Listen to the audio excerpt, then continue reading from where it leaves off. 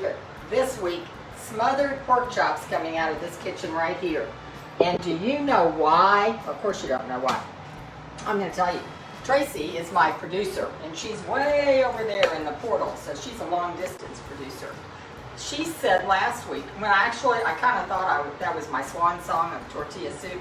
She says, well, next week, I thought, next week? Really? Next week? Okay. Next week, Tracy? She says, next week, let's do smothered pork chops. And I said, Tracy, I haven't cooked smothered pork chops in like a lot of years. And she says, but this is comfort food, and this is what we think is comfort food. All right, so here they are. This is, I want to say it's courtesy of Pete's Meats, but it's not courtesy of Pete's Meats. I walked down to Pete's Meats and I picked these up. I bought 6 pork chops all together. I'm going to cook 3, and I'm going to show you like the Food Network does. They sort of switch and flop and all that. I've sort of cooked these, and then I'm going to come back to those in a few minutes. So you're going to see what happens next. All right, so first and foremost, I'm going to turn my fire on, and I put in some oil, but if you were one of my loyal fans who watched the fried chicken episode, you'll see it's not nearly as much as it was for the fried chicken. Now I have to do a motherly thing. I have to let my dog in. Come on in, Julie. Yep, right in the middle of everything. She couldn't just sit outside and play. She has to come back in. All right, so we're going to heat this up. But as it's heating up, I want to do a shout out, number 1, to the Houston Food Bank. All kinds of people are helping. I want to help too, and I want you to help as well. I want us all to donate, not a lot, just a little, to contribute to a really, really important part of our community right now. I love food. Everybody needs to eat. What a great opportunity for you to share in that as well. I also want to give a shout out to one of my favorite, actually 2 of my favorite people, one couple, Ed and Renee.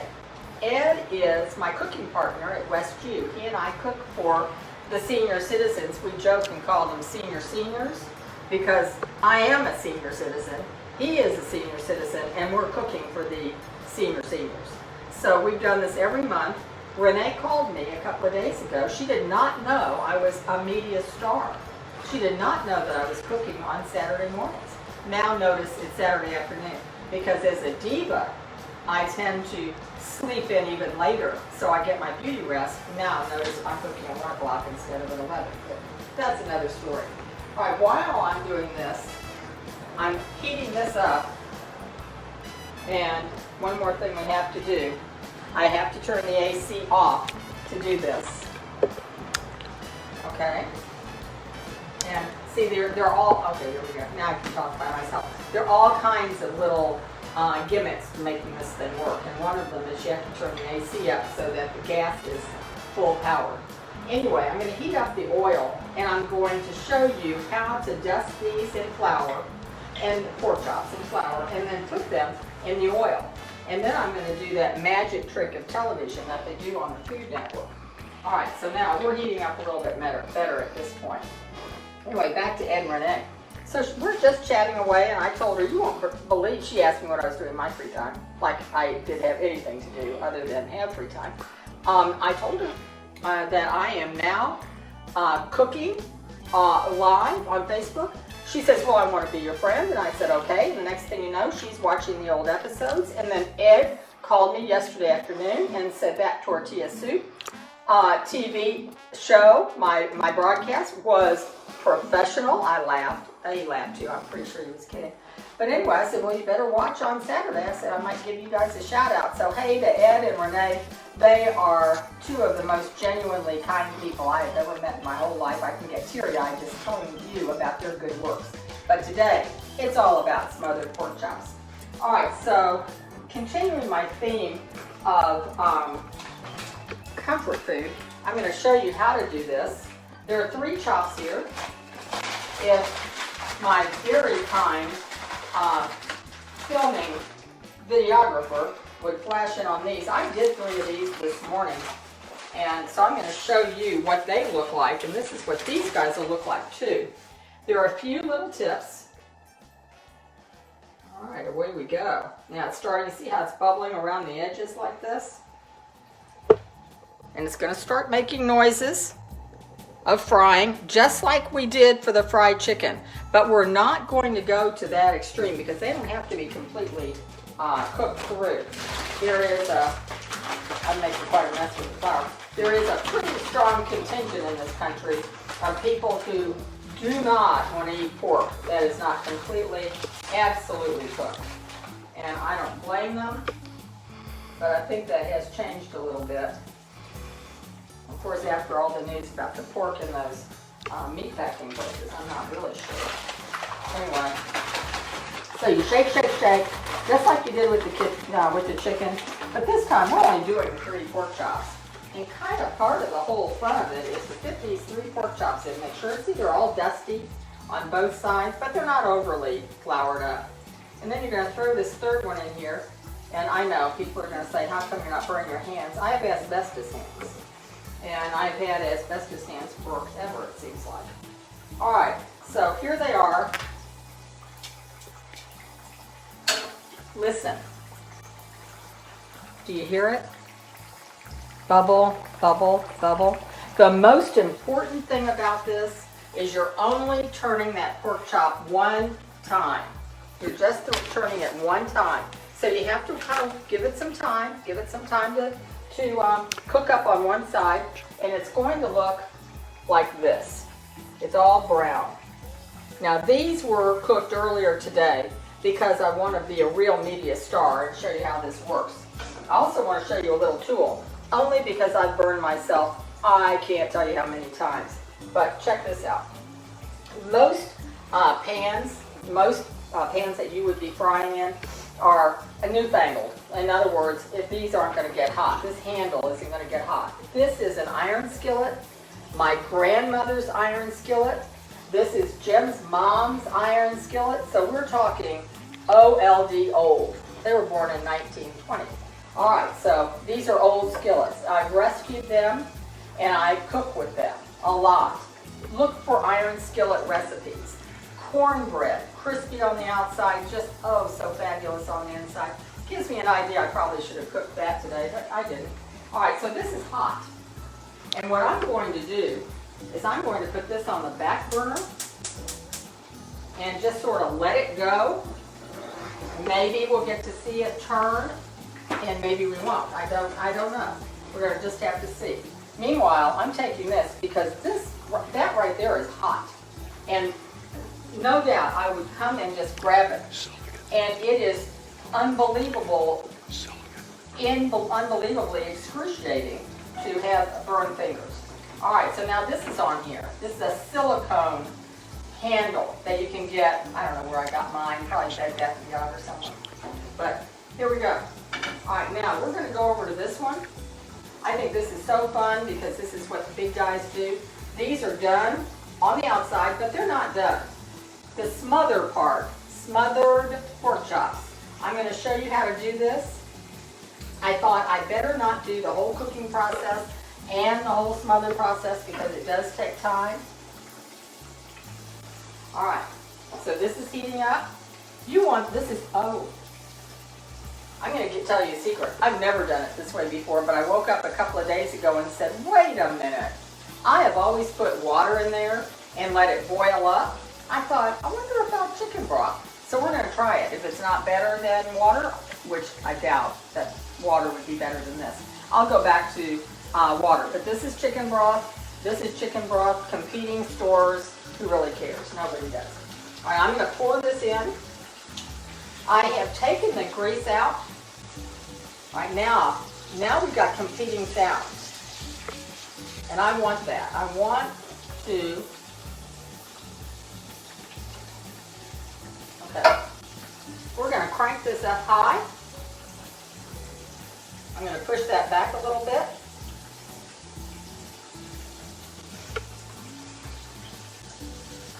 And I'm going to wait for this to boil up because as it boils, it thickens up a little bit.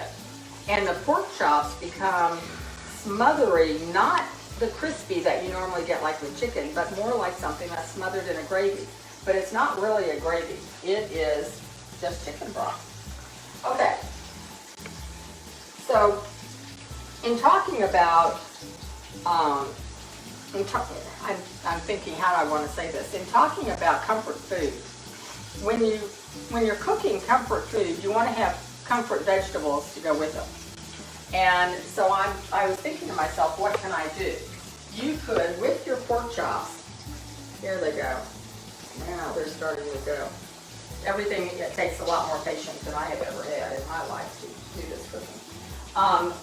You could have mashed potatoes, because there's going to be a little bit of a gravy with it. You could have noodles. You could have rice. I like to have a starch of some kind, and I want something green. Usually my green, because I'm not crazy about green, will be a salad.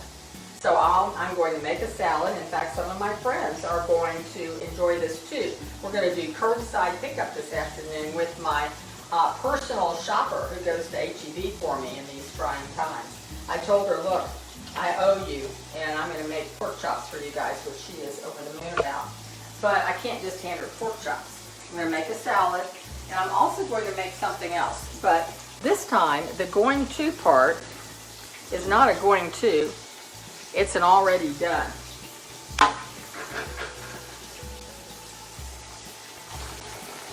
You see how this is boiling right here? And that's what you want. You want a roaring boil because you want this to thicken up. And it's going to thicken up because of the little crumblies all around the edges. Now, one of the things I do here, see they're loose. I want to show you what it looks like as you turn it over. See how that is? You're going to turn this over too. And you're going to turn this one as well. There you go. So, I want this on high heat. I want it to be going. And it looks like finally it really is doing that. Everything takes longer than you think. All right, the other thing I was going to show you, I didn't do noodles, and I did not do mashed potatoes. But I did my little standard rice casserole. You just take it out. Notice, just like the Food Network, they don't fool around. The thing's already done in here. And I'm still waiting for them to call, but they haven't yet. All right, watch that steam, and just look at that fluffy. This is in casserole form. You're not putting it in your stovetop, so you don't have to stir it. You don't really have to even watch it. There it is. It's a sauteed onion. It's a chicken broth, and it's a cup of rice. It's 2 cups of, let's see, 1 can of chicken broth, a small onion chopped up and sauteed because you don't want it crunchy. My little producer over there does not like onion, but she will eat this. You dump the onion in, the chicken broth in, 1 cup of rice. Put a lid on it. Put a lid on it. 350, about 40 minutes. Fluff, fluff, fluff. Pull it back out of the oven. Give it a taste because why not? You're the cook. And put it right there and let it just kind of chill for a few minutes.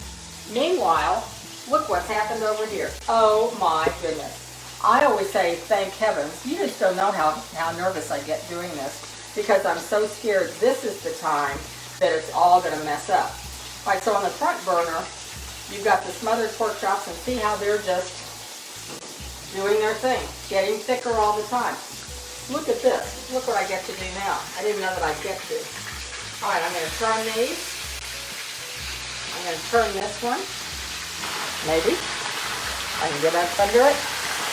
Look at how pretty those are. And I'm going to turn this one. Now, anytime you're cooking with meat, you can anticipate it shrinking a little bit. And these have as well. But you still want to wedge them on in there. These are not doing it exactly right, mainly because it's hot. There we go. I just had to do a little maneuvering. So, when you're cooking, the most important thing is to realize you're cooking for your family. And the second most important thing is, what is the worst thing that could happen? Maybe it doesn't taste perfect, but you've got another chance tomorrow. And in these trying times, you've got 3 chances every day. So if you don't do something right this time, try it again tomorrow in a different way and see if that'll work for you.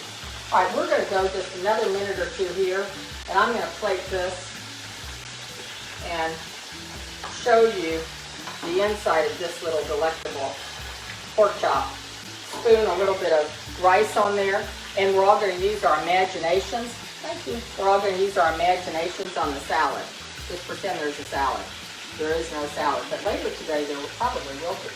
All right, first, while that cooks just a little bit longer, I'll open this again. I really like the idea, and now you get to see my really messy kitchen. Nope. All right, here's a spoon, and I like to fluff it. I'm going to put a little bit of this on here. Put it in the middle, just like that. And then, just to keep everything nice and warm. Do you see over here how this is thickened? Look at this. Now this was just, in this case, chicken broth, but look at how it is thickening up. And if you have time, a really important little detail is let it do its thickening, then turn it off, and let it thicken a little bit more. And you have just a really nice, look at this. You get it over your rice. And a little bit later today, when I actually do eat, this is going to be nice and thick. All right, there you go. Remember, the Houston Food Bank is really needing an influx of cash. Laurie's Kitchen. Here we go. I'm going to sit down and eat this. And maybe next week, I'm thinking about salad dressing. The reason I'm thinking about salad dressing is I don't ever want you to buy bottled dressing again, because any kind of dressing you could buy, you could also make at home. You have a great week. Enjoy yourselves.